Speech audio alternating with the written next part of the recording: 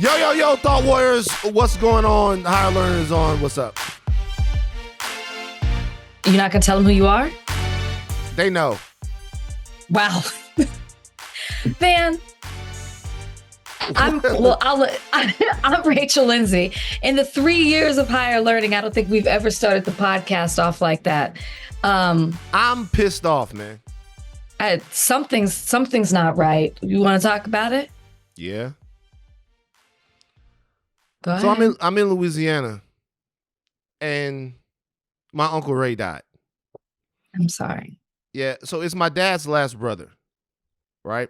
And let me tell you why I'm mad. I'll be honest with you. It's not a rational reason for me being upset. I've been mad ever since I came to Louisiana. I'm here. It's a beautiful winter day here in Baton Rouge. I'm looking out. There's a view, the whole nine. I'll tell you why I'm mad. I'm mad because of the bullshit. Okay. And we're burying, shout out to Deborah and Bishop, his children.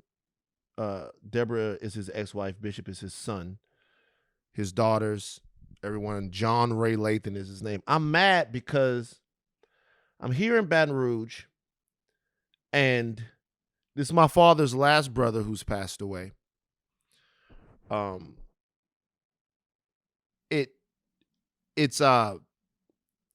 They're all gone. A whole generation of men. Ray, Milton, my Uncle Mark, and my father.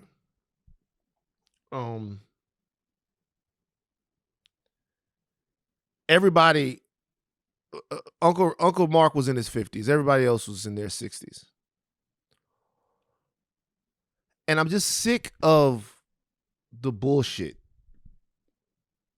I'm sick of the dysfunctional lies. Like, I'm here, I see it. I see what Black people go through. I see how hard the living is down here. All of these guys made individual choices. Mm-hmm. They did. They all made individual choices. And I'm not in any way absolving them from the choices that they made, either about their health, about their diet, drug use, whatever. I'm not absolving them of any of that stuff. But I'm not crazy. Like, I'm from the place where I see the way Black people gotta live. Like, I'm from there. And it's fucking taking a toll on me. Mm. Like, I worship these guys. And it's been like, since my dad died, since Uncle fucking Mark died, and then Uncle Charles died, and everybody died. It's like taking a toll on me. Like, it's hard living down here. Mm-hmm. And nobody fucking cares. I don't care enough. And then I go back into the world, and I have to listen to platitudes, and I have to listen to people make excuses, and people talk about different stuff, and people deal with all kinds of, and this is this, and this is that, and why don't you do this? And it's like, people are on drugs. They have cancer. This man died of cancer. He had cancer. Everyone gets cancer here. Everyone has some weird disease. Everyone eats shit. The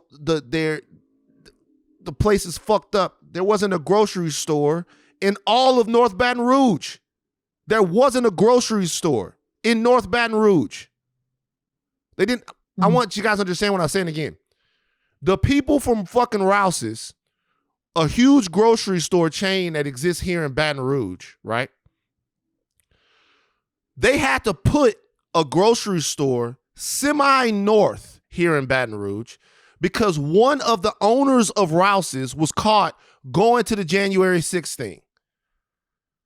So in order for him to deal with that, we were able to get, shout out to Gino and the rest of the people that were on this, we were able to get a grocery store put in North Baton Rouge. And it's not even that far north.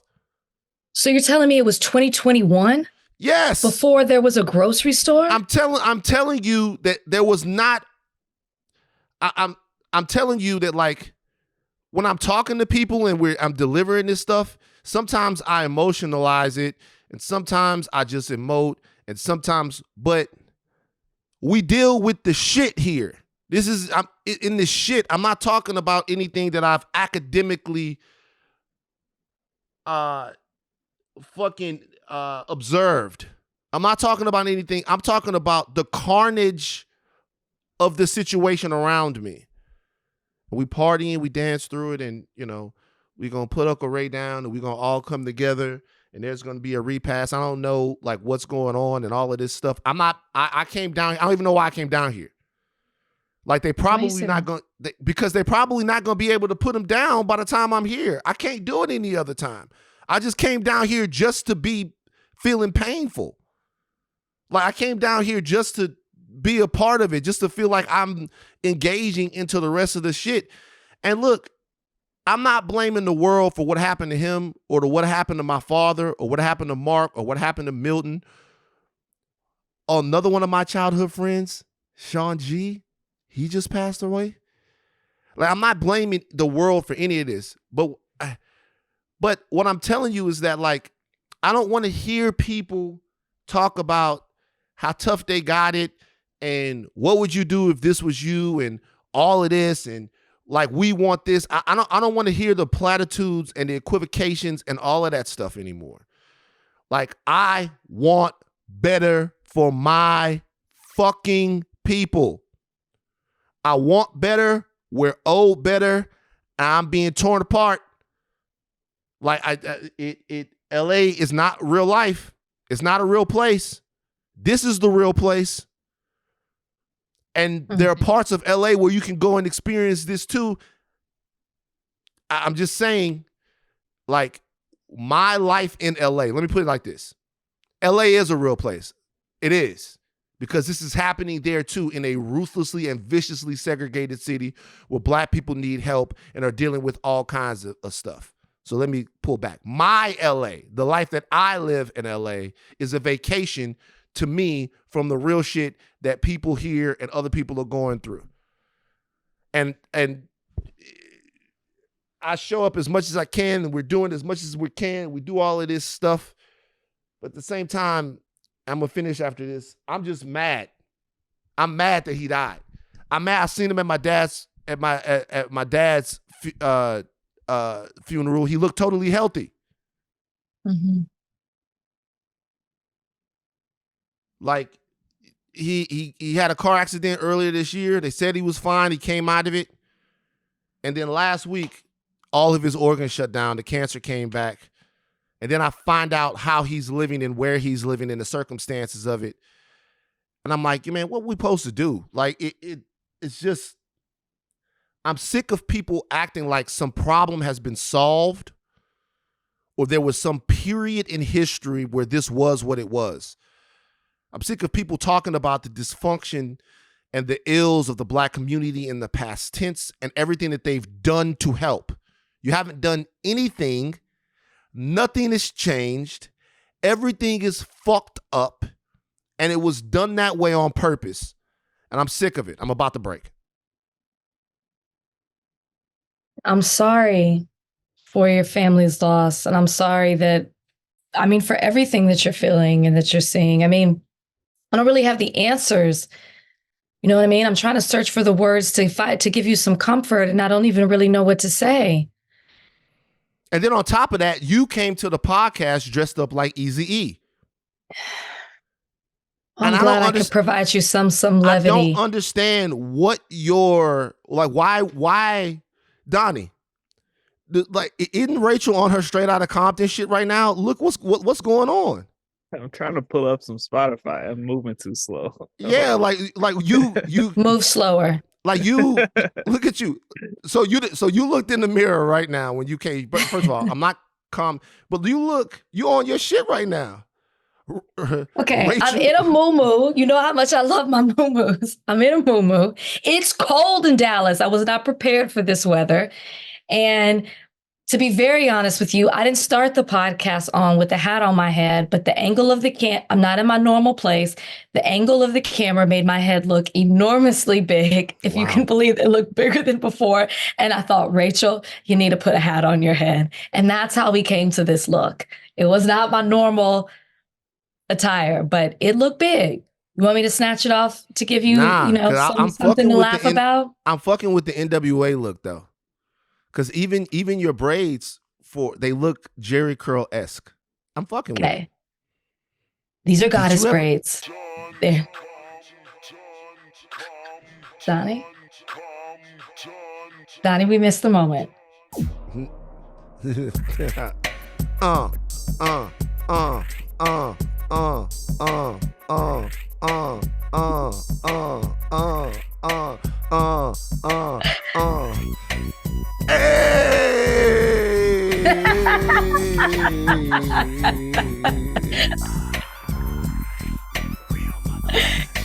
Yeah, the fuck I'm talking about. I forgot what I was gonna say. Listen, these are goddess braids. Stop doing that. These are goddess braids. You know what they are. I don't know, Jerry curl in my head. I would respect you if you had did you ever have a curl before? No. My dad wouldn't allow it. You asked? I tried to, yeah. I wanted one. What inspired you to want a Jerry curl? Like, who did you look at? And you were like, that's what I want. So there was a kid at school, and he came to school one day, and he had regular hair, and then he had the curl like the next week. And I was like, shit. His shit was kind of laid too. It was kind of one of the longer curls. And I was like, and my dad was like, son, never, ever in a million years will I allow you to desecrate your body like that. His exact words. Desecrate. You could, it's not too late. You could grow your hair out and put a little curl in. It's going to be patchy though, because I don't have enough hair now. I'd like to see you try. I'll do it. I've been broken. All right, I'm broken. Okay? You guys expect some radical shit in my old age. You know how people, they grow and they get more conservative as they grow? I'm on the verge of something, and I'm not sure what's going to happen. But I think everyone feels this way. There's only so much shit I can deal with. It's like I'm not built for this. Listen, I would say that 2023 has arguably been one of the hardest years of my life. I was talking to my mom about that today. I'm not gonna get into detail, but I would say it has hit me from every single way, and it has not stopped. I mean, just last week I was going through some shit. Same thing. I thought about your grandma as I was flying down here, because I was thinking, what a blessing it is to be able to lead a long life like that. Mm-hmm.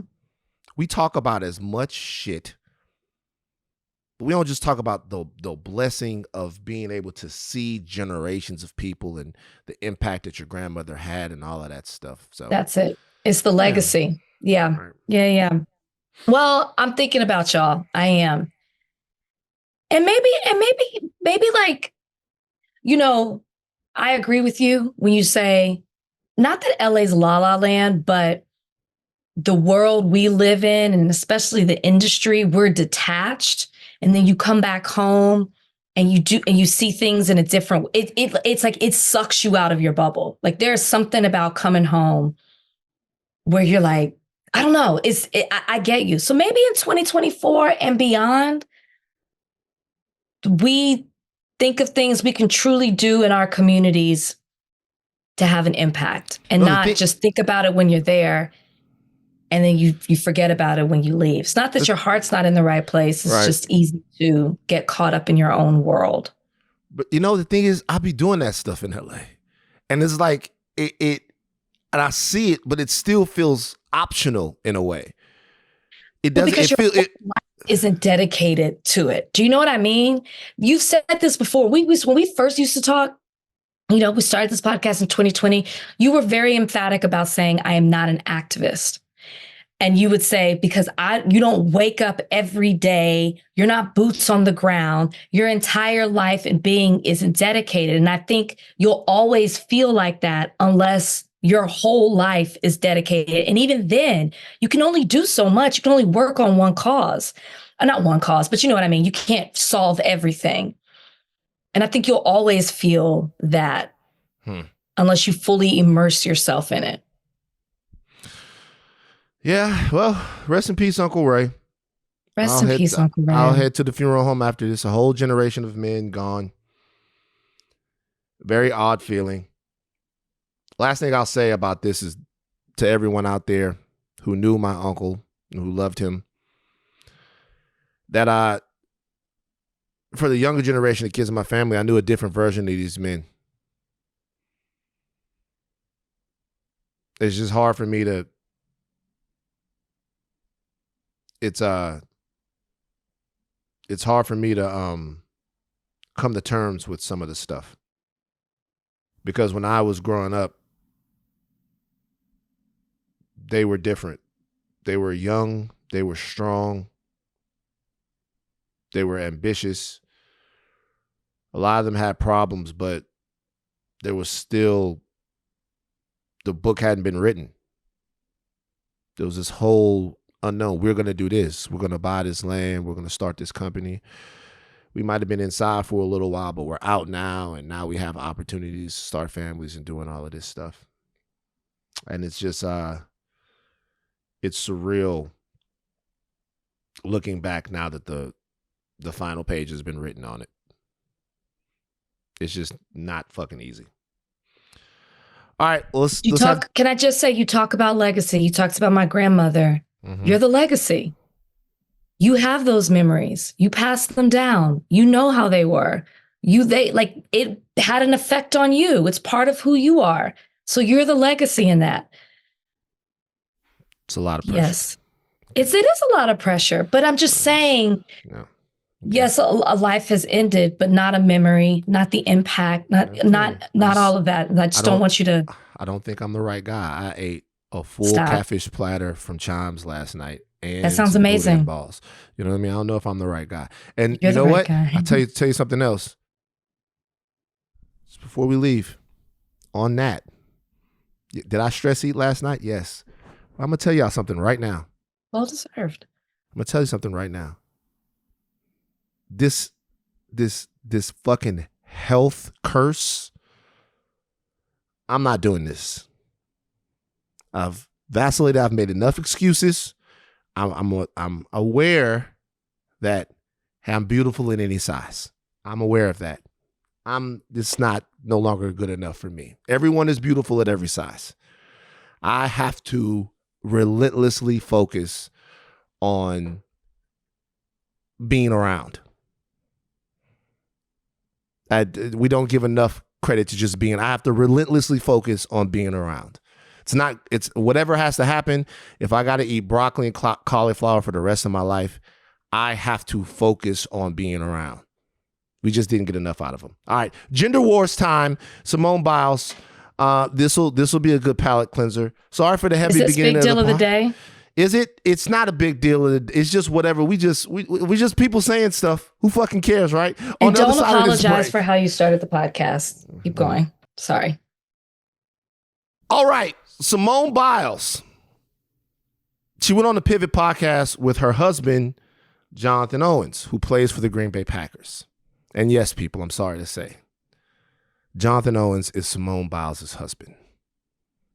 That's his designation. They don't mind that. They don't mind it, but that's the way it works, man. You know, let's not fucking change the way it works now. A$AP Rocky used to be a rapper. Who is he now? Rihanna's baby father. It's the way that it works. Yes. It's the way that it works, man. It's not fair. Okay? It's not right. But that's how it fucking works in this celebrity-obsessed putrid culture that we've created.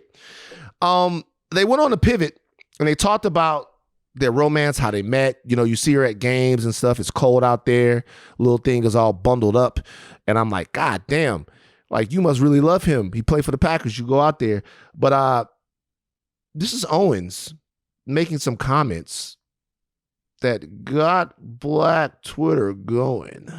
And I'm like, let me see who this is. Gymnastics. I ain't never, I never really paid attention to gymnastics, so it piqued my curiosity, So I'm like, okay, I'll see what's up. I swiped her, and it said we matched, so I'm just like, oh, okay, so I'm gonna see what's up. So I go do my workout, and I come back, and I had some likes on my Instagram, you know, and I'm like, oh, this might be it. I'm like, okay. So I see what's up, and then I still waited. I'm like, man, I'm gonna wait till I, you know, take a shower and everything. Then I come back to my phone, and then she messages me on the app, like, hey, you know what I mean? And I'm, man, this gotta be fake. Like, I don't know. I didn't know who she was at the time, but like the first thing that I saw was that she just had a bunch of followers. So in my mind, I'm like, okay, she gotta be good. I promise you, I'm a real life story. When she won the Olympics, I was in college, and we didn't have NBC, we didn't have Olympic channels, and we're in camp. Late July, early August, so I'm not paying attention to, you know, so I never would have had a moment to where I would have watched, like, you know. Jonathan, I'm gonna let you finish your story, man. Continue. But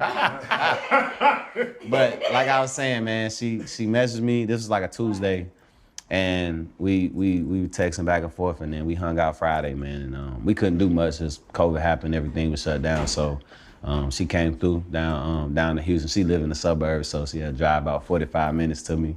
Then the rest is history, man. So you was really the catch in. I always say the men the catch, man. I always say we the catch. Rachie. So I'll say about this. We haven't had a chance to talk about this because we were off because, you know, Christmas and stuff. And then you know, it happened in between pods. So there's been a lot of conversation about this, and I feel like most of the conversation about it has already been had. So we're playing a little bit of catch up, but I'm sure you have thoughts. Sure. Well, you probably expect me to have super strong thoughts, right? People probably expect me to go hard on Jonathan Owens. I'm not going to do that because the internet has been harsh enough. I will say, and we played a sound clip, but if you go and you watch the video, it is very obvious to the interviewers that they don't believe what Jonathan Owens is saying. And it takes a simple fact check, a simple Google search to determine that, or just like common sense, right? They met in 2020. You say you went to your Instagram and saw that she liked your page. You go to her Instagram and see that she has a lot of followers. And by a lot, he means over 7 million. In her bio on her Instagram, it says Olympic medalist. So you're telling me you didn't scroll through her Instagram page? You didn't Google her name? That's what we do. So I just don't, I didn't have NBC. That's everybody has NBC. They've gone back and they've looked up his social media history. He was tweeting about the Olympics. He said he never watched the gymnastics in general, not just Simone Biles. He said, I never really watched gymnastics. You were actively tweeting about Gabby Douglas to the point where you were even making fun of her physical appearance. So it just feels like this was one of those things where Simone Biles is arguably one of the greatest athletes. And the best to ever do it. She's not arguably one of the greatest. She's arguably the greatest, but she's definitely one of the greatest. One of the greatest, the greatest in gymnastics, the most decorated. You know, I saw somebody say, you don't have to watch swimming to know who Michael Phelps is, especially somebody who's in sports. You have heard of the name Simone Biles. So it just felt like this was one of those things where since they've been dating, and mind you, I'd like to also add to contradict his argument in this. He's like, well, you know, when she was in the Olympics, I was in camp. Well, she was also in the Olympics in 2020, a month before you guys met in later 2020. So her name, like, she's been out there. Stop. So you obviously weren't watching it. You're saying you weren't watching it as well in 2020. Come on now. And then there's worlds in between. Stop. This felt like one of those things where he was very comfortable in his setting, kind of like that locker room, barbershop talk, where he was big upping his situation. He was making it seem like it was more than it was. He has spent, since the moment they've been together, being Mr. Simone Biles. And this was his opportunity to shine. The interview was about his career, his mental health, his relationship with Simone. And he was feeling himself in the moment when he was talking about being a catch. Now, I will say, this is all I'm going to say negatively about it. It is a little bit of a red flag. I'm not going to say he's not a catch to Simone Biles. I don't know what her criteria is for wanting a man. I don't know what he is a catch to her. Who's to say What a catch is for Simone versus what a catch is for Jonathan, I have no idea. So I'm not going to pick apart their relationship or say they shouldn't be together or tell Simone she needs to run from it. But I will say it takes a very, very strong man to be with a woman like a Simone Biles. And this felt like, rather than being more humble, felt like to promote himself, he had to diminish who she was. That's just what it looked like.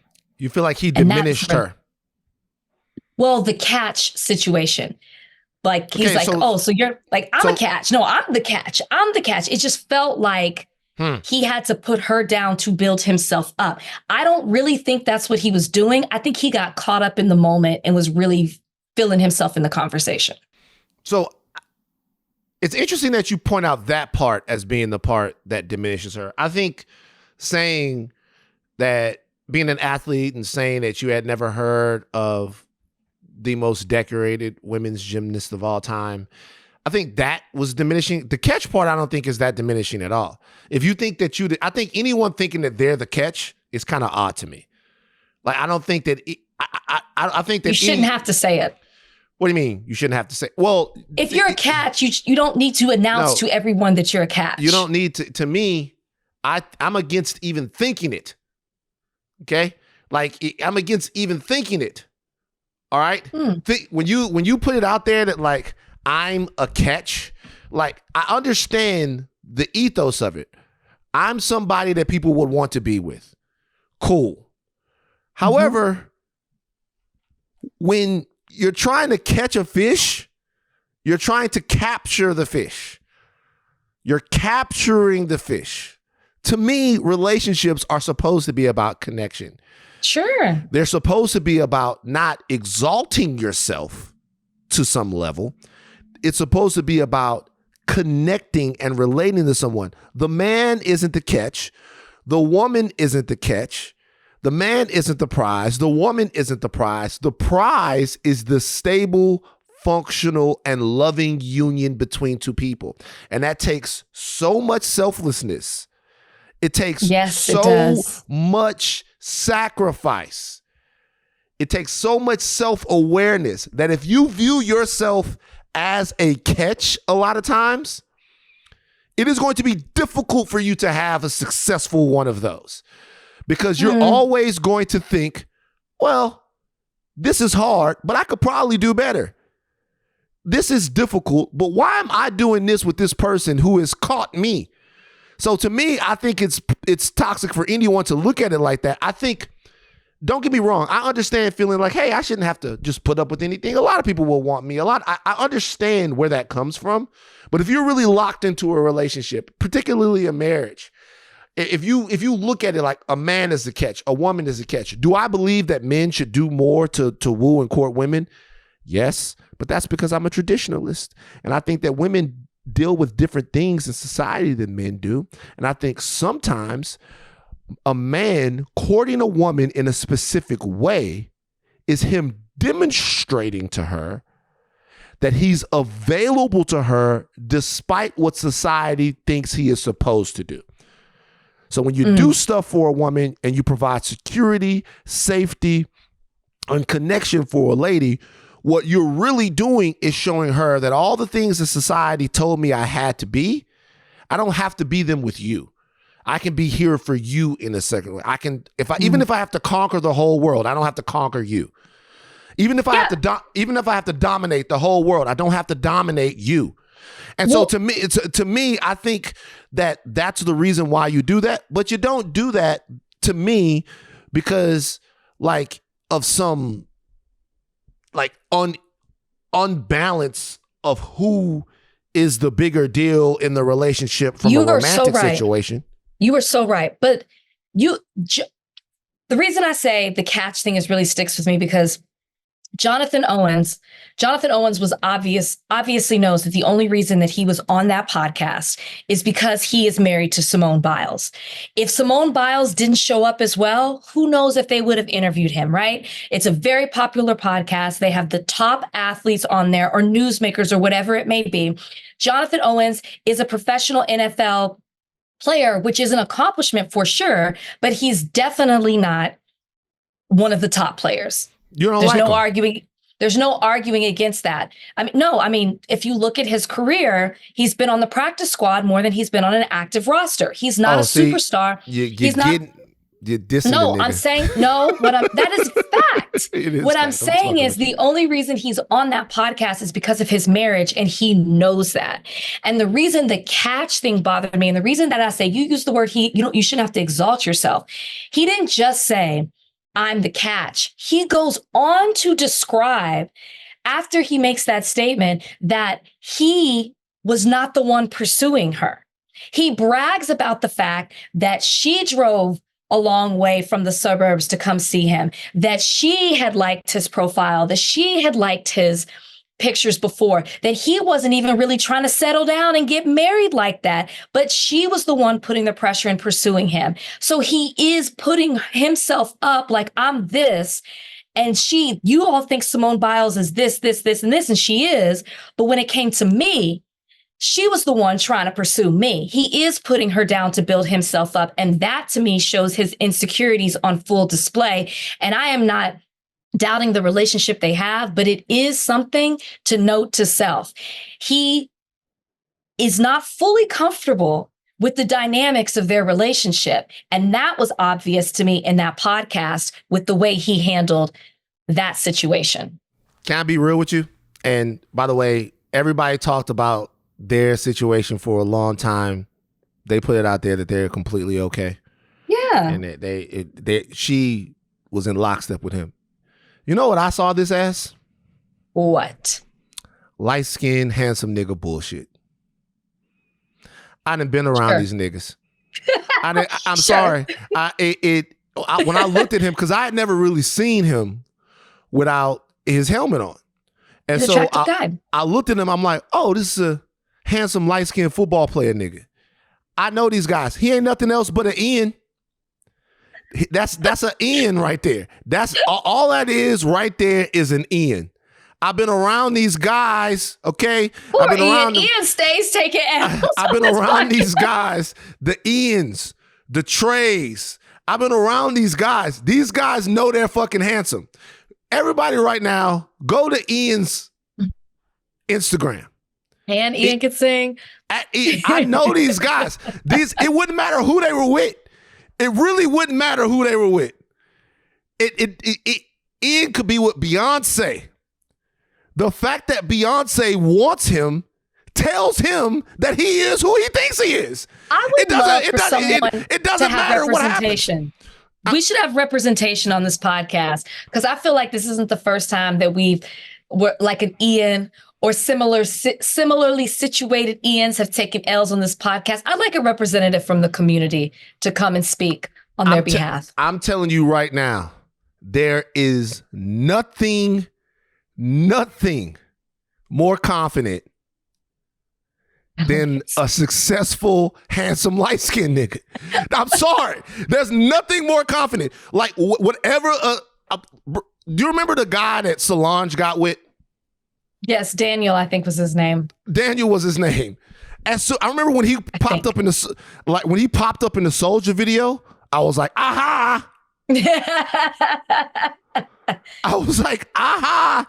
There he is. Keke Palmer. I'm just saying, I could go on and on and on and on. I'm just saying, I could go on and on and on and on. I know these guys. Sure, he's wrong, but he's been told that he was the shit for so fucking long. What was the guy that used to play for the Eagles that Rihanna tried to holler at back in the day? We did a story about it on TMZ. Rihanna tried to get at this guy from the Eagles back in the day. I can't remember this guy's name. Am I making this up? Donnie, do you remember this story?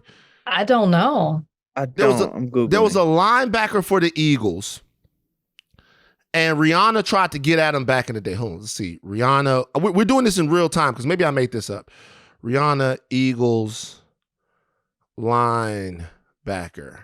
We did it on TMT. Michael Kendricks. Let me see Look what him he up. looks like. Look him up. And what happened? He wasn't fucking with it. But she did. Yep, we did it.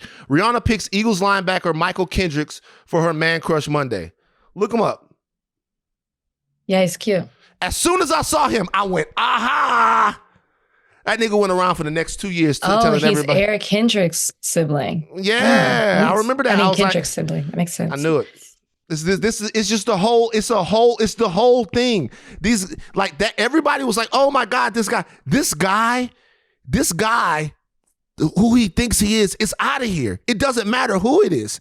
Like aliens could come down from another fucking planet, and it could be an alien woman, and we would be like, "Oh my God, how do we get through to the aliens so that they don't fucking destroy us?" That nigga right there, Jonathan Owens, would be like, "Shit, let me talk to her." Like, I'm telling you.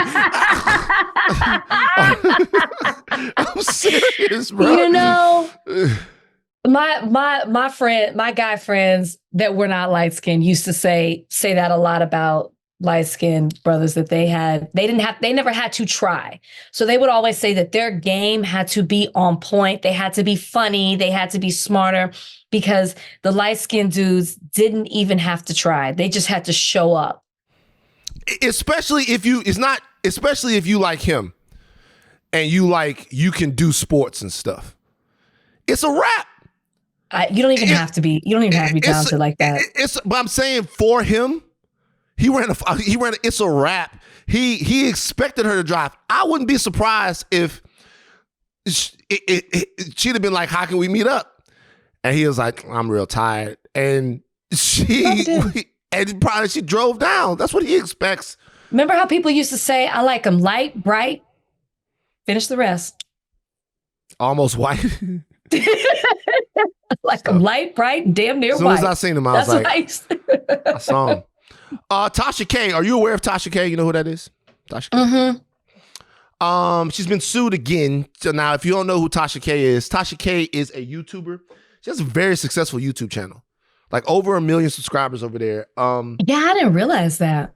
Yeah, Tasha K is fucking huge. I didn't realize she had that many. No, I know who she is. When I looked at her channel, I was like, geez. Mm-hmm. And she very famously, in addition to cultivating that huge, gigantic audience, which is not very easy to do at all, she's famously was sued by Cardi B for defamation over some statements that were made on her YouTube channel surrounding Cardi B's sexual health. And she was ordered to pay, I think, $4 million to Cardi B. Mm-hmm. And there's been a lot of discussion over the past couple of years about Tasha K's ability to pay the money back, Tasha K's situation since then, and what that lawsuit meant. Now, I'm not an expert on the lawsuit, but if I remember correctly, I think that there was some way for her to avoid to have to pay the money early on by simply taking everything down and admitting that she was wrong or whatever. But it went to a lawsuit. Cardi B spent a lot of money to get Tasha K. And I think a lot of people, particularly from the celebrity sphere, looked at it as a win against new media, because whereas Dominion can sue Fox News for defamation, and there is a huge war chest at Fox News, and it seems pretty easy to prove that. A lot of new media sites, a lot of the bloggers and the YouTube channels and stuff, they operate with a certain impunity because it's very difficult to nail them down.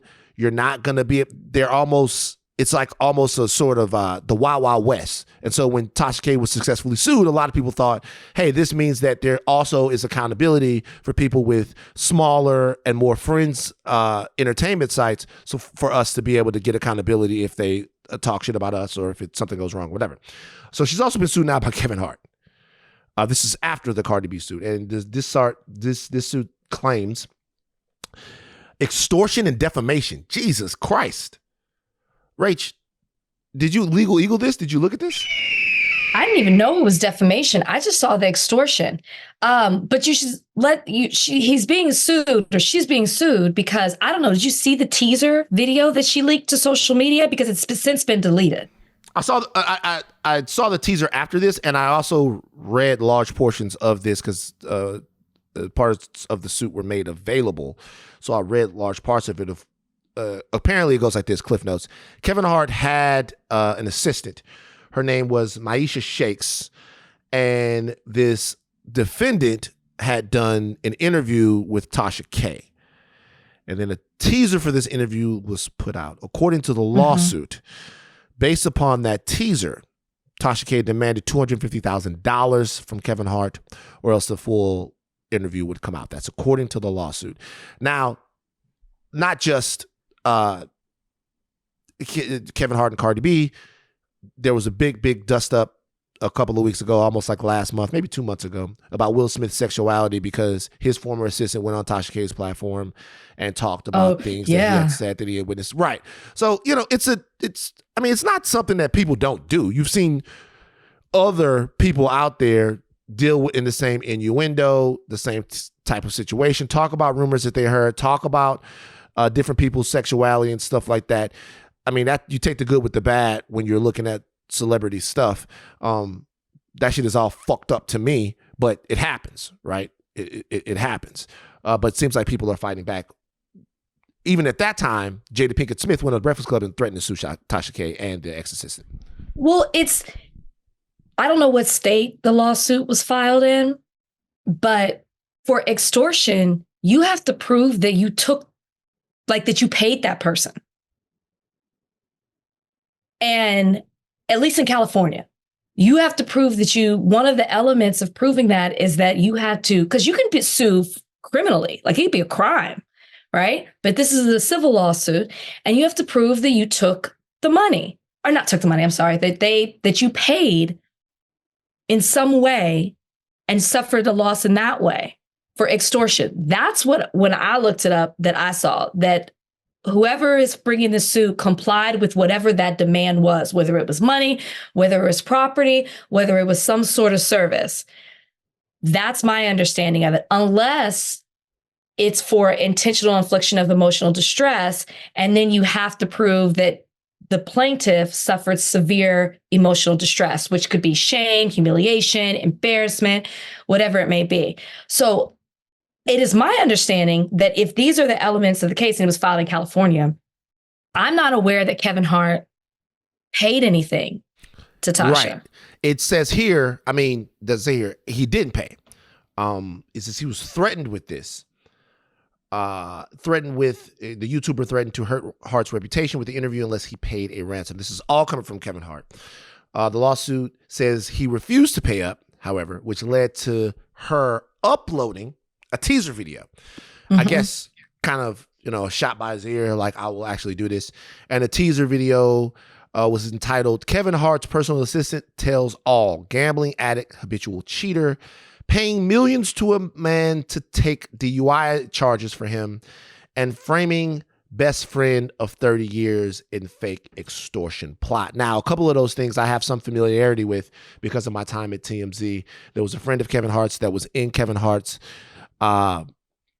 entourage for a very long time, that Kevin Hart accused of setting him up and leaking a sex tape on him. There was a tape of Kevin Hart in a Vegas hotel room, and that tape came out, and he blamed one of his friends for it, a guy who he acted with for a long time. There was another time where he was in a car accident, and people were wondering all kinds of stuff like that.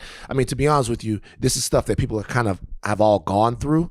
And these stories have pretty much been adjudicated in the court of public opinion and in the actual courts. So there's nothing new that's going to come out about these things other than what this assistant either claims to know or thinks that she knows.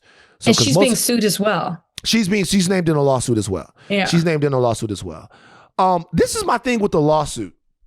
I was very surprised to see Tasha K's name embroiled in a lawsuit, and I'll tell you why.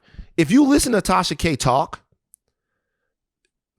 the one thing that you cannot say that this woman is stupid. You just cannot say that. Like, she lays out points, gets to the end of a point, articulates her thought, position, and standing on things as well as anyone. In some ways to where sometimes when you listen to her, you're like, whoa.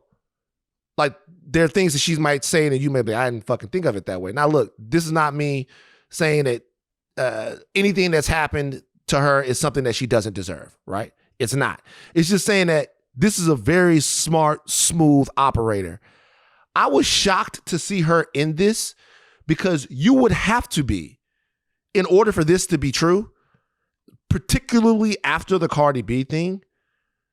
Like it almost makes me not want to believe it because you would have to be monumentally stupid. Like monumentally stupid after the Cardi B thing to try to pull something like this.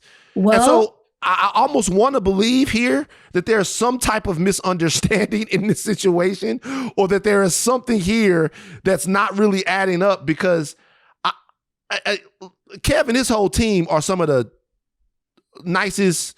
I mean, he's a human being like anybody else. He's fucked up and we've seen the fuck ups, right? But there's nothing ill that I could say about like Kev and all the people over there. I don't know Kevin Hart, never met Kevin Hart. I know people around Kevin Hart, but there's like nothing that I could really say about that. But do you know how dumb you would have to be after what happened with Cardi B to brazenly threaten somebody like this? Well, but maybe the lawsuit is to make her have to take it to court and come out of pocket for it. Maybe it is to scare her more than it is of like, because if these elements, if this was filed in California and these are the elements wherever this was filed, and he didn't take any money, I keep saying taking money, and he did not give her anything, then you're not going to prove your case for extortion in the civil manner. Now, criminally, she could be charged. That's blackmail. Like there is a case for this to be a crime. Explain it to me, because I don't think I understand. So you're saying that civilly you have to pay, but criminally you don't. Well, because the proof is different, right? Beyond a reasonable doubt in a criminal case, it's preponderance of the evidence in a civil case. There's certain elements that you have to. The elements in the civil case are, from my understanding, if it's in California, that the defendant knew the threat was wrong, that the threat included a demand for money, property, or services, and that the plaintiff complied with the demand.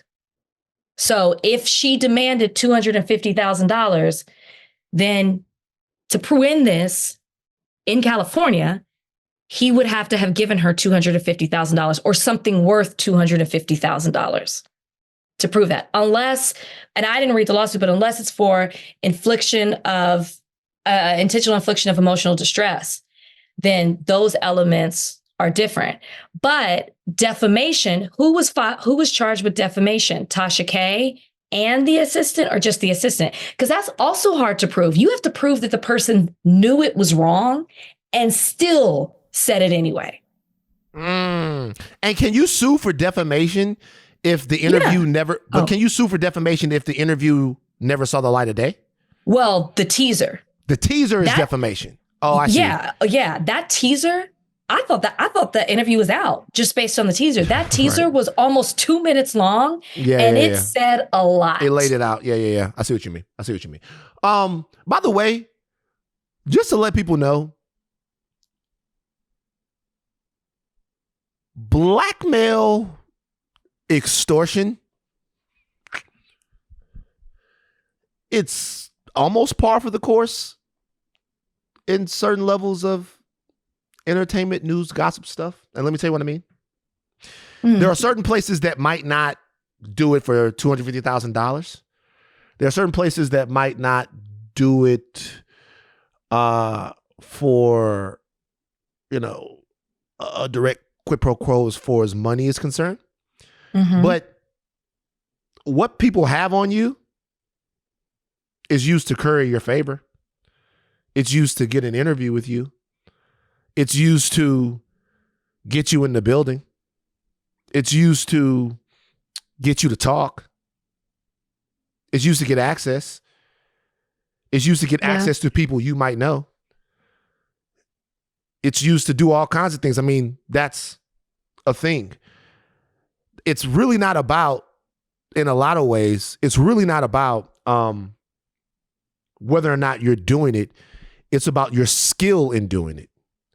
Because, hey, I have this person that's going to talk, or else you're going to give me $250,000 is very direct. But there's a way to make that same demand that doesn't hit like that. And I want to let people know that's being done everywhere. That right there is being done everywhere. Okay? So, look, I think this is a lesson for everybody out there that's running the YouTube based sites and doing the talks and the gossip and all of that stuff. That, you know, I think that a lot of these people are rich and they're not fucking with it, and they're trying to correct the ecosystem more than they're actually trying to punish the actual person. They want to get this part of it, they want to get that out of it. And they want the same type of guardrails that you saw on some of the traditional media before, and the only way to do that is to sue. I was very surprised. And that might be what that is, yeah. That is. I was very surprised TD Jakes didn't sue. All of that stuff that came out, let's talk about that for a second. All of that stuff that came out from TD Jakes that we even talked about here on this podcast, right? We talked about, it came from nowhere. It came out of the ether. It was somebody saying something that they then heard that then gets taken as gospel from so many different people. And it turned out it didn't really come from anywhere. Right. And so dangerous. TD Jakes got up and he talked about it. But if he had wanted to, he could have definitely got into his lawsuit bag and done this whole thing. I think it would have looked bad for him. And I think the only reason why he did it is because he would have looked like he was either putting that TikTok creator or somebody else out into the poorhouse by doing it. And people wouldn't have accepted it from TD Jakes, but they will accept it from Cardi B or Kevin Hart. Yeah, I think the way that he handled it was right, because he didn't give a lot of weight to it. And it's like the more he involves himself in it, the more credibility it gives to, you know, like, why are you trying to fight this if it's not true? He's just being very flippant about it. And I think that's the way to be, because it didn't come from anywhere. It took me a while. I was like, where did this video come from? Where's the original video? And I was like, this is it? Dangerous. Yeah, it has to stop. Nikki Haley is surging up the polls. Not really. Ahead of DeSantis? She's not surging up the polls. She's number 3, but she seems to be the choice of the Republican donor base in terms of who they want to be president. They seem to have abandoned Ron DeSantis, although he has had a couple of decent months. He performed well at the last debate, and it seems like his campaign is starting to, like, not, I wouldn't say find its footing, but I would say that he was fucking hanging on to the cliff before, and he seems to have settled into something. But even prior to that, it seems like the Republican donor base had pivoted in large part to Nikki Haley, because she seemed to be a more, I don't know, delicate ambassador of Trumpism. Not as rough around the edges, a little bit softer on the whole abortion thing, even though it's really kind of the same thing. And everybody around her is so crazy that she seems sane by comparison. Now it's Nikki's time.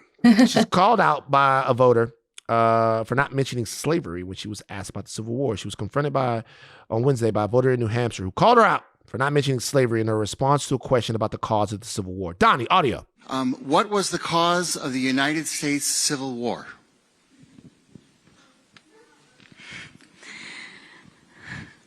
Well, don't come with an easy question or anything. I mean, I think the cause of the Civil War was basically how government was going to run, the freedoms and what people could and couldn't do. What do you think the cause of the Civil War was? I'm sorry? I'm not running for president. I wanted to see your view on the cause of the Civil War.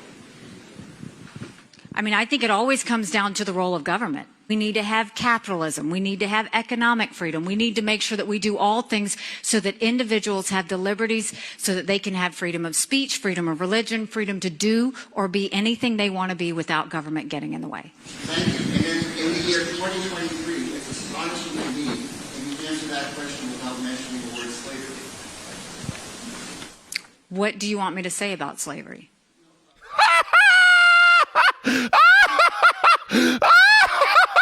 Not you laughing. Whoa! Wow! What? Hold on. Hold on. You guys, everybody jump on. That's remarkable. Wait a minute. Hold Hold on. That's remarkable. I love that. But what do you want me to say about slavery? Nikki's, what do you mean? Like, you don't find that to be really awesome? That's remarkable. Are you impressed? Is that what? Are you impressed by it? Oh, I'm impressed. With, you guys don't ever get like this. Sometimes somebody will say something, and it'll be so fucking boldly fucked that I'm like, God damn, I'm not that motherfucker. Like Nikki said, what would you like me to say about slavery? Let me gather myself real quick because I had never actually heard that clip in real time. And that you didn't? No, I had never heard that clip in real time. I like to sometimes react in earnest. It's like, in a moment. So do you like pecan pie? Pecan, whatever. I've been no. Okay, you don't like it. I love it, right? Mm-hmm. I love it. Let's say someone is going to like make a pecan pie for me, right? Mm-hmm. Someone's going to make one. And they're asking me what to put in the pie. Yeah. And I actually don't know what that gelatinous ooze is. That's under the pecans. But like, I actually don't know what that is, right? I know it tastes good, but I'm not sure what that is. Let's say they ask me all the stuff. I tell them all the stuff, right? I tell them all the stuff. That goes in it. Hey, this is what you need for the crust. This is what you need to use for the gelatinous ooze and all of that stuff. And then they go, it's weird that you didn't bring up pecans. And then I go, what would you like me to say about pecans? They're the main ingredient of the fucking pie. Like they're the whole reason why the pie exists. Okay. I mean, it makes no sense to talk about the pecan pie without pecans. And it's odd to me.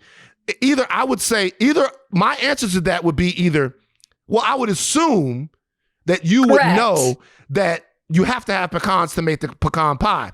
But the one thing I wouldn't say is, yo, man, why are you mentioning pecans? Yes, like, you are right. But your example almost makes me think of it look at it in a different way. Like I wonder, just listening to your example about pecan pie, I'm like, was she? Kind of like, well, what do you want me to say? Obviously, it was about slavery. That's not how I took it when I heard it. But you have to understand. But you have to understand. That's what I'm saying. The answer is so easy. Even if you fucked that. Now, we know why she didn't bring up slavery. Correct. They don't want to talk about slavery. They don't want to talk about the fact that the United States fought an entire war to keep Negroes enslaved. They don't want to discuss that. They don't want to talk about that because that's a conversation that leads intellectually to, okay, cool. Well, that battle flag was up in your state house or flying on top of your state house, and it took 9 black people being ruthlessly executed to get it down. Right. So if slavery matters and you know all of that stuff, you want to keep your cognitive dissonance there if you're Nikki Haley. So you don't really want to bring it up. But the answer to the question, right, after it's brought up and thrown back in your face is, well, of course, slavery, right? Yeah, I would assume obviously. that, we're talking about states' rights to hold niggas as slaves. Right. Like, you know what I mean? But the fact that she fucked it so bad is so hysterical to me. Like, there's no way I'm smarter than Nikki Haley. It's impossible. But I guess I'm laughing at your reaction to it because to me, I'm just so used to conservatives dancing their ways, particularly those in politics, dancing their way around being able to answer the obvious question or to so avoid something that recognizes the struggles of Black people or another type of minority that I was just, of course, this is how Nikki Haley answered the question. This was the least surprising thing to me. So I found it funny, but I was just like, this is how they answer questions. She's not going to acknowledge slavery by any means. I'm sorry, guys. I'm sorry that I reacted like that. I was just really tickled. Like, it's funny. Bro, do you understand that the only thing that dumbfounds white people is slavery? Like, I've talked about this before. The only thing that dumbfounds white people is racism and slavery. I mean, every other time in the world, they tell you how smart that they are. Hey, look at me. I'm white. Like all of this stuff. I created all of this, blah, blah, blah, blah, blah. Yeah, what about blackface? Duh. But why? Like you can't say the N-word. Duh. I don't understand why. You know what I'm saying? Oh, slavery. Duh. Like it short-circuited her brain. She was scared. No, she was scared of how to answer it because she is rising up the ranks for fear of pissing off some other conservatives, her conservative base, or someone that might support her. That's why she short-circuited, because she was so scared of course she knows the answer, but it's like, well, do I say it this? Which everything you're saying about how white people react to racism and all of that, yes, but I don't understand why it's so hard to say, oh, well, it was about the economics of slavery. Why is it so hard to say, oh, it was about the states wanting to assert their authority over the government so that states could get rid of federal laws so they could advance slavery and move it to the West? Why is it so hard to say that? I don't understand. So you guys, there's a part of this we're skipping over. And the part of that is educating you guys on why the Civil War was about slavery. And maybe we should do that. Maybe we should talk about the Missouri Compromise. Maybe we should talk about because our audience doesn't need that. I'm not doing that in 2023. You know what I'm saying? Like I'm not doing that. I refuse to have a conversation about the origins and the impetus of the Civil War. I'm not giving y'all that. Like I'm not having the states' rights discussion. I'm not having any of that. I'm not doing that. We have to move to the next point, which is the hilarity that ensues when a national political figure that is seeking the highest office in the land is afraid to touch on widely held historical truth. Yeah. About the enslavement of blacks for fear of insulting her white supremacist base. The white people. They do not care about the black vote at all. Wait, there's been an update though. Nikki Haley apparently clarified her statement. Mm-hmm. Talk to me. About the Civil War and what I think of the Civil War, what was the cause of the Civil War. Of course, the Civil War was about slavery. We know that. That's unquestioned, always the case. We know the Civil War was about slavery. But it was also more than that. It was about the freedoms of every individual. It was about the role of government. For hold on. Cut that off. Nikki Haley is a fucking racist. Now hold on. I'm serious, man. I'm being all the way serious about this. Look, what? Hold on. I'm being all the way serious about this. Nikki Haley is a fucking racist, and let me tell you why I'm saying this. I'm not fucking around no more, man. I'm pissed off. Like, I get it. I understand the calculus here. I understand the calculus here. I understand the political machinations behind the Civil War. I understand it. I get it. The Civil War in America was fought because of ideologies that were crashing because of how long slavery was going to last. About the industrialization of the country, what that meant, the speed in which the North was industrializing, and the fact that the South still had a labor force, a free labor force made up of enslaved people, which they felt like was their only means of actually being economically viable. It also has to do with a worldwide move away from the slave trade and from slavery itself. It wasn't just happening here in America. It was happening all over the globe. Had happened, was happening. Some countries were sooner than others, but America was looking to move past that. It also had to do with a fight over westward expansion of the country, whether or not obviously those states would be slave states or free states, but also just the viability of having slaves way out in those states and the way that it would go. it wasn't about whether or not slavery was going to end. It was about whether or not it could continue in its current form for a lot of reasons that didn't really have anything to do with the freedom and self-determination of black people. A lot of reasons that had to do with all kinds of other things, which is like, can you still have a country with slaves in it 100 years from now? And if not, when do you jump off of it? All right, some people are like, all right, enough. There's all kinds of stuff. All of this information is out there. All of this information is there, and you can read about it, debate it, and talk about it. Who's wrong, who's right, all of that stuff. All of that stuff is out there. The fact that you do not want to center the central issue of the Civil War in your discussion of it tells me about your opinion of black people. It tells me that you don't have what it takes to even, from a non-controversial historical point of view, to even realize, recognize, and come to terms with the sacrifice that black people have made in this country. When you say something like it's about individual rights and all about that, you're seeking to remove black people from the historical narrative of America. Like, that's disqualifying to me. Even if you give me a milquetoast answer, well, so slavery has to do with the sometimes hard and difficult history of this country. And there were a lot of people at that time that thought that they were fighting a states' right battle. But at the center of that, and all of us can agree about that, at the center of that was the rights, the dignity, and the freedom of some people.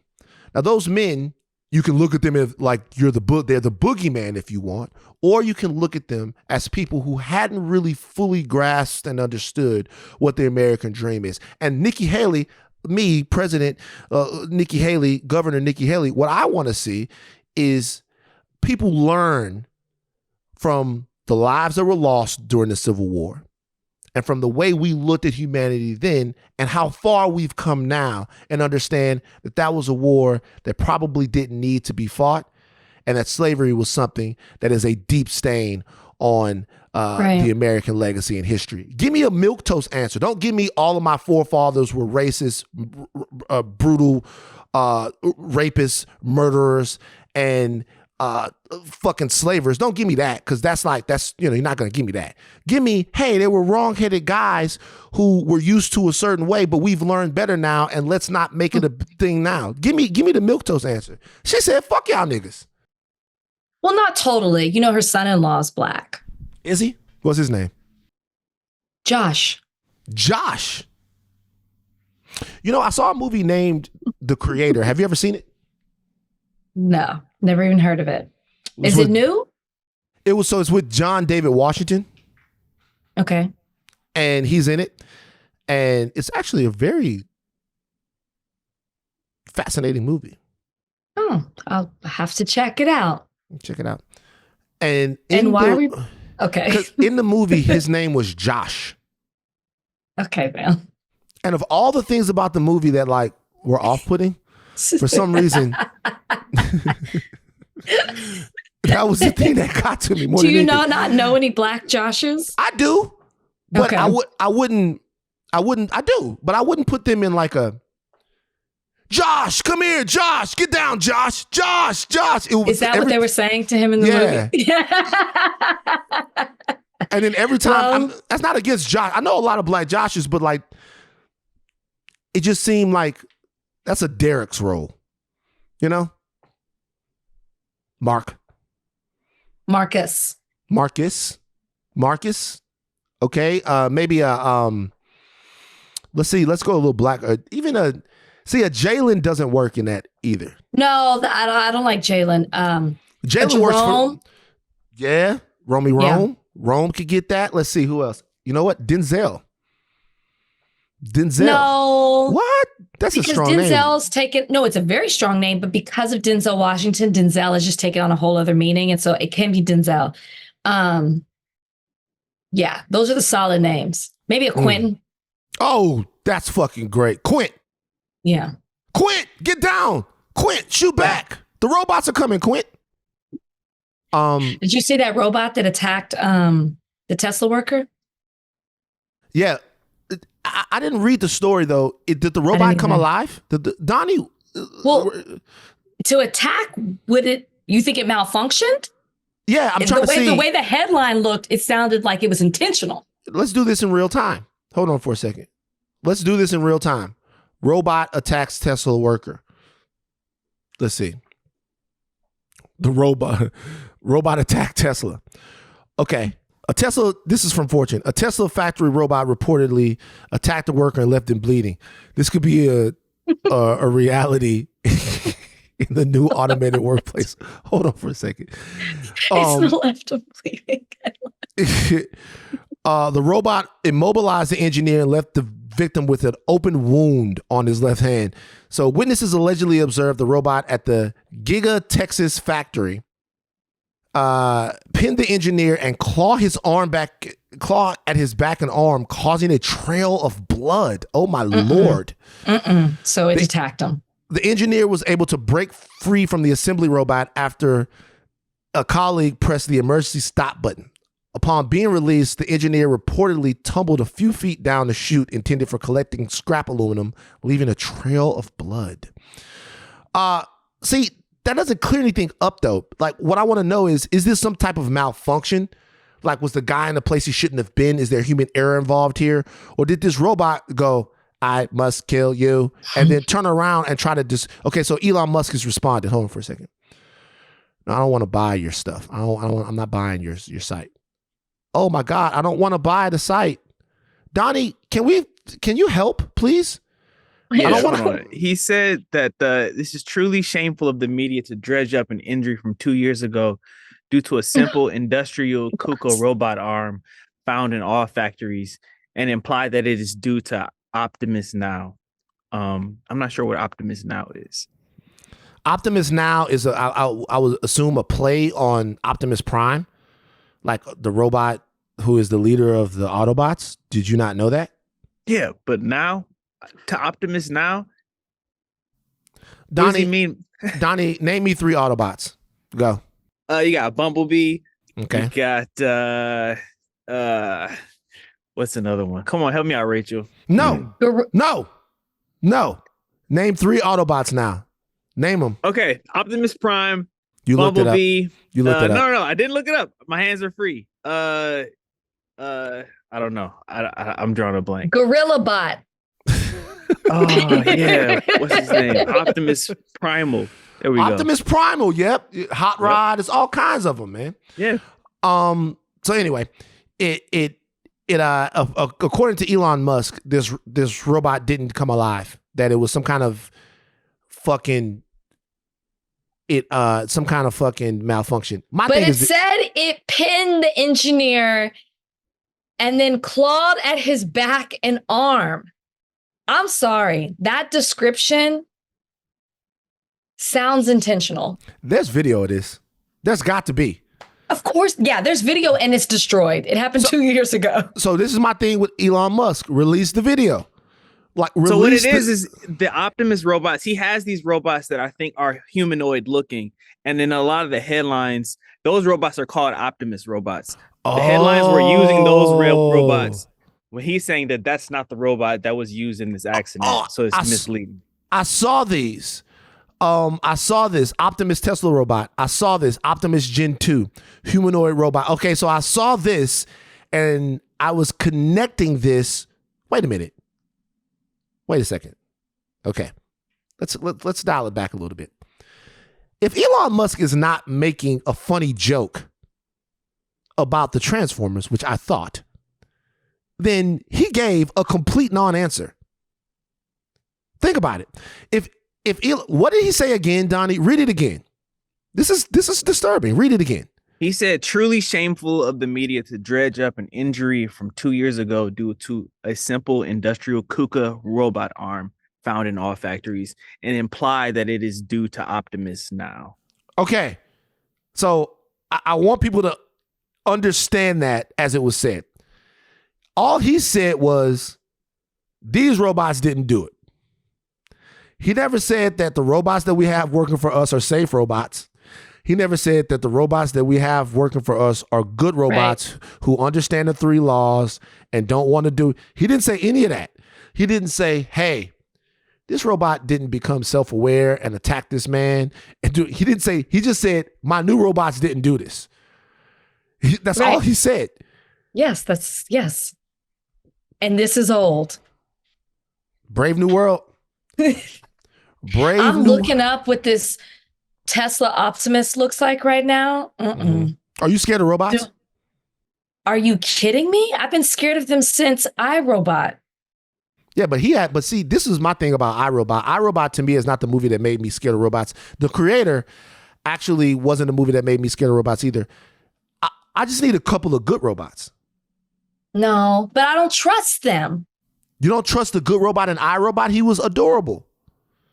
He was our friend. But he had moments. He had feelings. He wasn't our friend. He had feelings. He had a connection to a human being that made him want to help us. I just want to be on the side of the good robots. I'm gonna be honest with you. When the robot rebellion comes, I'm gonna be a human Uncle Tom. I am. I'm gonna be an Uncle Tom to the humans. Humans, let me be honest with you, man. I'm anti-human right now. I put robots and dogs over humans. All humans do is show weaker people their ass. That's all they do. all humans do is find out who the weakest is and then show them their ass. Survival of the fittest.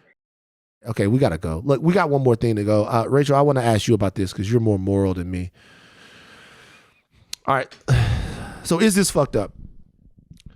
It's a barber who got a lot of flack on the Twitter sphere because of something that he did to his videographer. The user is named @SosaTweets. He tweeted this. Ain't no way the barbershop I've been going to as a kid did me this dirty. As a freelance photographer, I was contracted to do some promo work for another barbershop a couple of weeks ago. I wanted to get a New Year's cut, and this is what my barber does. Apparently, he did a promo video for, like he said, for another barbershop, and he tweeted this to his barber. Yo, you not in on Thursday? The barber replies, I am in on Thursday, but I'm going to be honest with you. We all saw that video with the other barbershop, and we prefer you to stick with them. We all saw that video you did with the other barbershop, and we prefer you to stick with them. Wait, bro, you know I'm a videographer, right? I was contracted to produce videos for their business, for their opening, because I'm a freelance videographer. How I said I'd do for you. That's kind of crazy. I understand and respect what you're doing. I'm just not trying to be on no crazy stuff, just in the way of business. Stick it out with them. I don't mean no harm or offense to you or them. No love lost from me. Wait, and then he posted the video that said, hey, Santiago, your appointment was canceled. Okay. All right. He didn't name the barbershop. He didn't name the barbershop. But I just got to say something to the barbershop. Y'all can't be this petty, man. This is like, you can't, look, y'all can't be this petty. There has to be a level of petty that we get to. This is wrong. This is fucked up. You can't be this petty. The dude is making can you think of any situation that's like analogous to this? Like any situation that's analogous to this, to where it would in any way make sense. I could understand if he worked at the barbershop or something like that. If he was the nigga that sweeped up the shop, or if he had a chair there and he also was a videographer on the side and he went to do it, and then it's like one thing, but like, I can't see any way that this makes sense to me. I can't either, because I was about to say, well, if he promoted it on his social media, but then it's like, no, he's just promoting his work, the skill that he has so he can obtain more work. Was he featured in the video? Did he use, that's the only way, right? Did he use the haircut he received from this barber to feature himself in this video? That's the only way I could see. That would be messed up to me, right? Like, oh, I got this fresh haircut from this videographer, and he's featured in it as well. That's the only way I see it being messed up. Otherwise, you've taken it too far. It's too petty. This is so funny to me, though. And now this guy gonna have a buddy cut.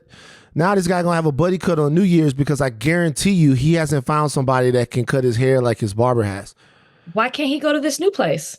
It's not gonna be the same. It's gonna take at least 3 months, probably more like 5 or 6 months. How long does it take to break in a new barber? It takes a long time. It takes a long time. Donnie.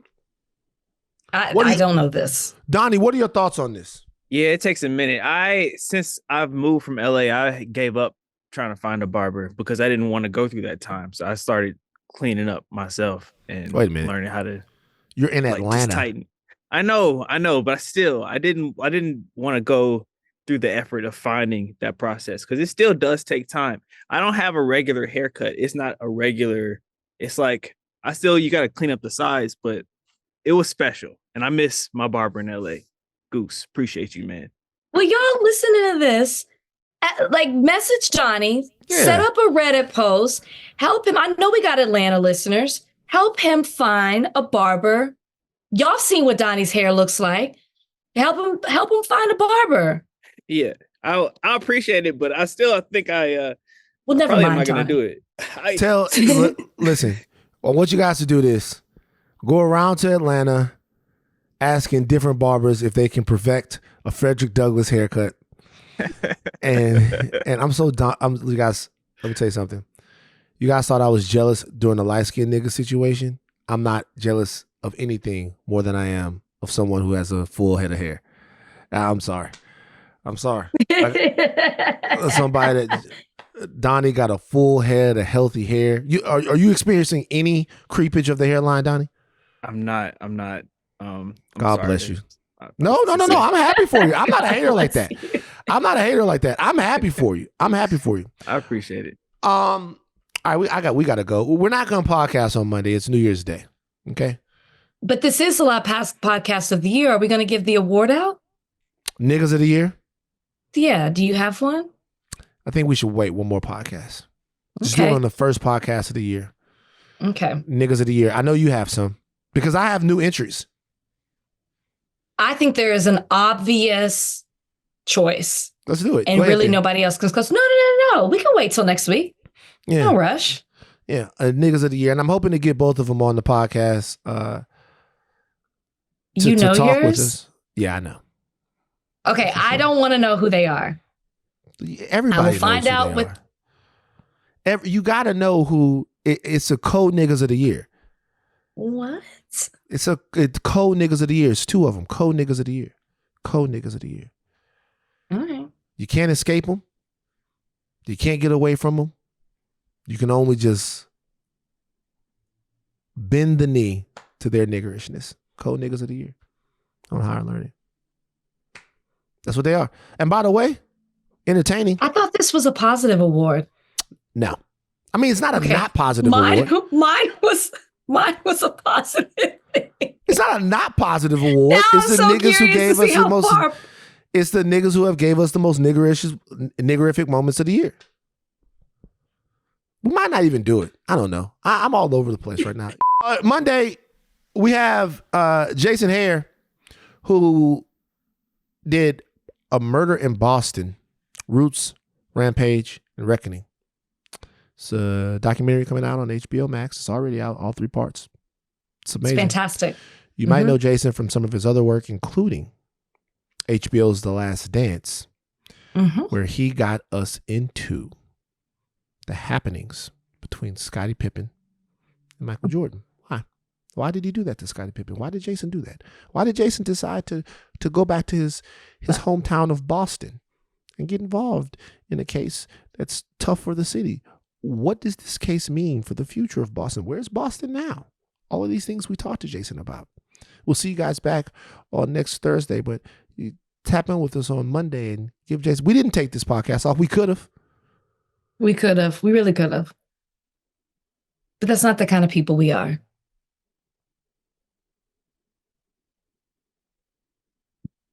I was pretending like I froze. You thought I did. Like, I did too. You guys thought. Look. You guys thought I froze. That was good. You guys, I was pretending like I froze. You thought I did. All right, take the caps off. Don't stop learning. I'm Van Lathan Jr. I'm Rachel Lindsay. Bye, guys. Happy New Year.